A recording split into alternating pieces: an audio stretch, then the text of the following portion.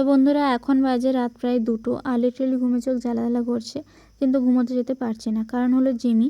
কারণ তোমরা সবাই জানো যে জিমি প্রেগনেন্ট। আর আজকে রাত্রি 12টার দিক থেকে ওর পেটে যন্ত্রণা শুরু হয়েছে বেবি হবে বলে। তার জন্য আমরা সবাই এখনও পর্যন্ত জেগে বসে আছি। এখন রাত্রি 2টো বাজে, তাও ওর এখনও বেবি হয়নি। আমরা অপেক্ষায় বসে আছি। তারপর আরও তখনও পর্যন্ত যন্ত্রণায় কাতরাচ্ছিল, সব কিছু এক জায়গায় কারি করছে, কী করবেও খুঁজে পাচ্ছিল না যন্ত্রণায়। তারপর পুরো 3 মাসের অপেক্ষার অবসান ঘটিয়ে মানে রাত্রি 3টে 15 কি 16-র দিকে আমার হাতে জিমির ডেলিভারি হয়। তো আমি একা ছিলাম না, অবশ্যই আমার সাথে কাকিমা ছিল আর ভাই ছিল।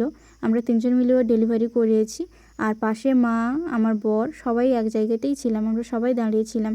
তো ওই সময়টা এমন ছিল না, আমি ঠিক ভাবতে পারছি না যে মানে এই তো কিছুদিন আগে আমি আমার 28 দিনের এই জিমিকে এনেছিলাম, আর তার বাচ্চা আজকের আমার হাতে, আমি তার ডেলিভারি করাচ্ছি, তার ফার্স্ট বেবি আমার হাতে। তো এই জিনিসটা সেই সময় ঠিক মানে বিশ্বাস করতে পারছিলাম। তো আমি ঠিক বলে বোঝাতে পারছি না যে সেই সময় আমার ফিলিংটা কেমন ছিল।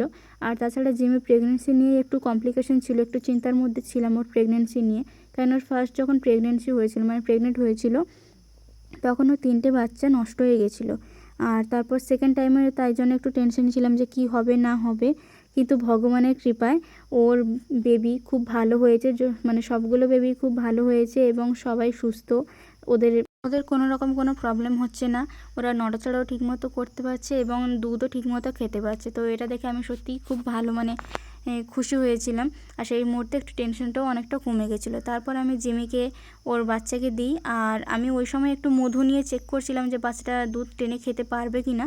তার জন্য আমি একটু মধু আঙুলে নিয়ে ওর মুখে দিয়ে দেখছিলাম।